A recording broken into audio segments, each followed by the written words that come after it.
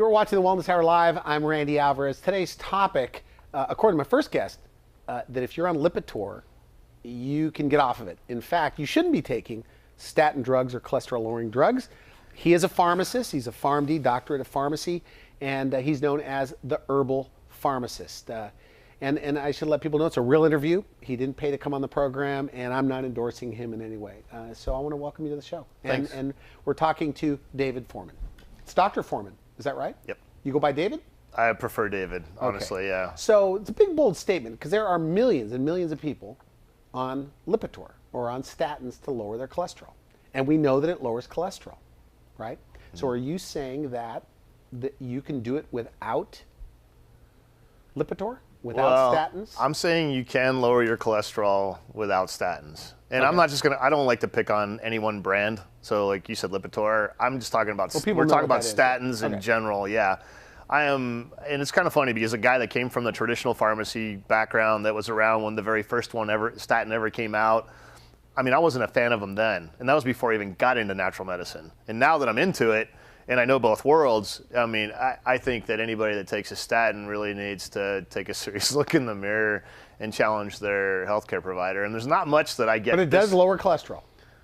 It does lower cholesterol. Interesting thing is, though, you know, the ads and the ads that run on television are always, you know, just kind of crack me up. My daughter actually, she's 13. She jokes around about, you know, drug commercials on television. She's like, Daddy, you know, if it lowers your cholesterol, it's great, but it gives you 10 other things that can go wrong. You know, and I have a real issue with that. Because it depletes a lot of nutrients. But here's the thing, though. This is the ad they were running for a long time was significantly reduces your risk of a heart attack. Okay. All right. So I wrote a book on heart disease a couple of years ago, and so I did a lot of research on this subject. That's all right. No, that's not your bio. It's not a big deal. I don't sell anything, even my book. So I'm not even going to tell you what the title is. All right. Okay. But I did a lot of research on statins because I always had a hang up on them, and what I found is that the incidence of heart attack reduction from people who took placebo versus the people who took a statin drug was 1%. Okay. 2%, but yet on the TV they were promoting a 50% reduction in the risk of developing a heart attack. How can they do that legally? Well, the way they did it, and then they got smacked on the wrist apparently, was that it went from 2% of the people that took placebo had heart attacks versus 1%. That's 50%. Okay. 2 to 1. Interesting. So that's where they came across 50% reduction. I should mention this. You know, people that I've had this medical talk show for 15 years on TV. And there's a group, the American Academy of Anti-Aging Medicine. It's like I think about 7,000 members, doctors from all over Europe, all over the world to get together. And it's not just you. I don't even know of an integrative medicine doctor that puts people on statins. They're convinced they can accomplish, if it's just for cholesterol lowering, with other things, with diet, with red rice yeast. But they think that maybe cholesterol's not the big problem that we all think it is. I don't think it is either. So you tell me. Hold on, I have one thing I want to bring up to people. I fast at the beginning of the year. I usually fast for 3 weeks. And by fasting, we're talking about clear liquids only. Okay. No sugar, you know, no sugar added, no honey, we're talking teas. And I juice at home, and it's usually like celery and onions and stuff like that, and I strain it. So there's literally just clear liquid left behind. I went for blood work 13 days into my fast this year, and my cholesterol was 223, which is high according to modern standards. I hadn't eaten anything in 2 weeks. Yeah. Why is my cholesterol high? My body makes it. And I think that's where modern medicine doesn't realize is that the body manufactures 80% of your cholesterol. It doesn't come from your diet. The liver, right? Yeah, exactly. Okay. So, and the other thing is, and we were just starting to get into it, is I don't think cholesterol is evil. As a matter of fact, I know it's beneficial. Your cell membranes, you need cholesterol to have healthy cell membranes. You need cholesterol to produce vitamin D. I've had this theory, I actually wrote about it in my book, that I think the reason that Americans are vitamin D deficient right now is for 2 reasons. And 2 reasons alone. What's that? Sunscreen. Yeah. And the other one is that we take drugs. It hasn't just been statins. We've been taking drugs for 3-4 decades to lower cholesterol. So we've lowered our cholesterol to the point where whether you get exposed to the sun or not, your body converts cholesterol into vitamin D3. So if your cholesterol is really low, and I had this whole idea come about by a guy that called into my radio show. Actually, his wife called in. Okay. And she was like, and I live in Florida, and the woman called in, my 70-some-year-old husband, D3 level's really low, dangerously low, and we can't figure out why. I'm like, well, get out in the sun. We live in Florida. And she's like, we play golf 6 days a week, and we don't wear sunscreen. And I'm like, huh. It made me think. But they're on statins. But he was on a statin drug. So it blocks the enzyme that or that converts. Right. That helps your body. It does for cholesterol. Right. Exactly. So kind of interesting thing. So what's really more important is the inflammation in your body. So if you have a lot of inflammation in your bloodstream. Okay. I also have so-called high cholesterol. Okay.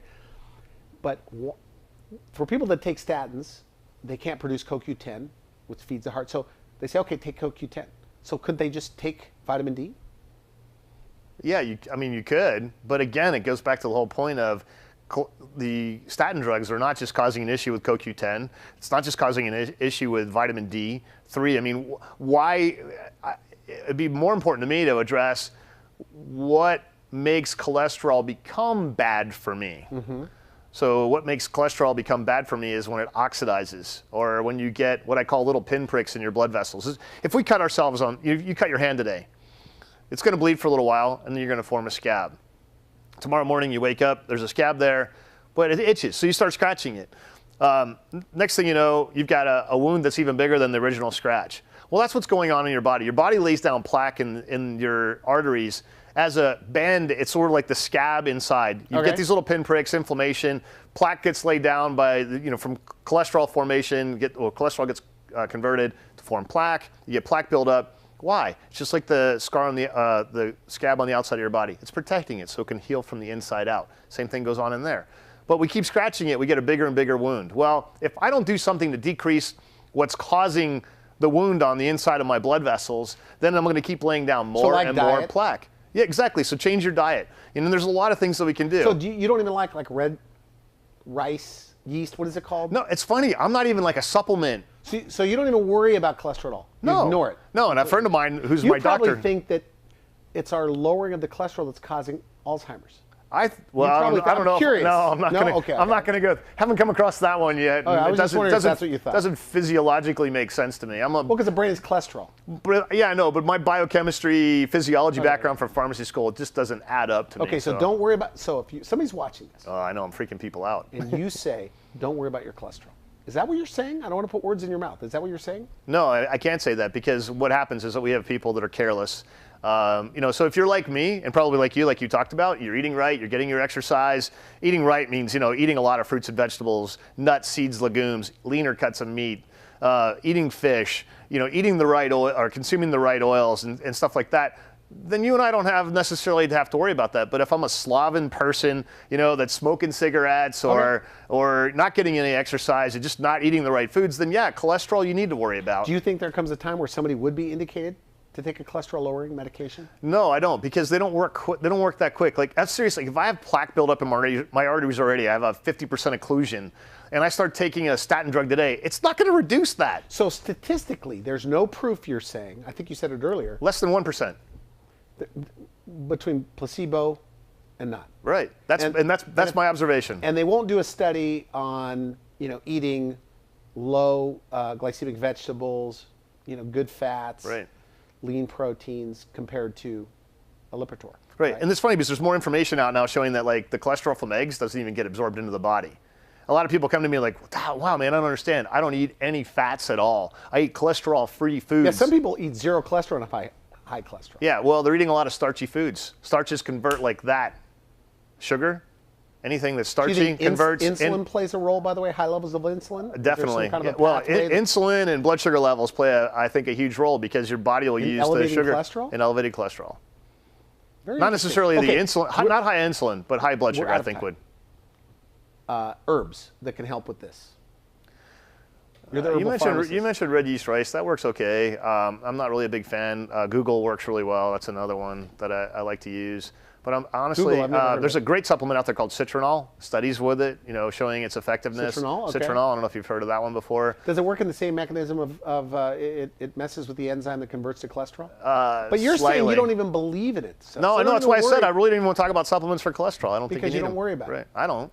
You don't worry about it. And I know other people, by the way. People need to know that there's medical doctors that don't believe at all that cholesterol is a problem. I heard this concept about 14 years ago. and have been hearing it ever since. Don't worry about the numbers, Randy. It makes you kind of look like a rebel, but I don't really care. I don't want people to hurt themselves, though. You know, that's the thing. Like, my thing is to really educate people, get enough knowledge. But it is a red flag. I mean, if you have high cholesterol, 400 or 500. Oh, yeah, then you need to think about something. High blood pressure. You know, you poop out at parties, right? Right. You have all these problems, and then you need to do something about it, make some changes. Right. Okay. Aggressive changes if you're talking about other pharmacists, have you ever met another pharmacist that believes? No.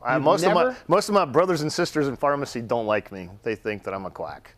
They do. They think you're a quack? Yeah, and they think there's no science behind the supplement part or diet changes and all that. And I'm like, they're just misguided and uninformed. Is there science behind everything we've talked about today? Yeah, usually I won't mention stuff or I won't hang my hat on it if there's not something to back it up. Okay, so somebody wants to learn more about you. What do they do?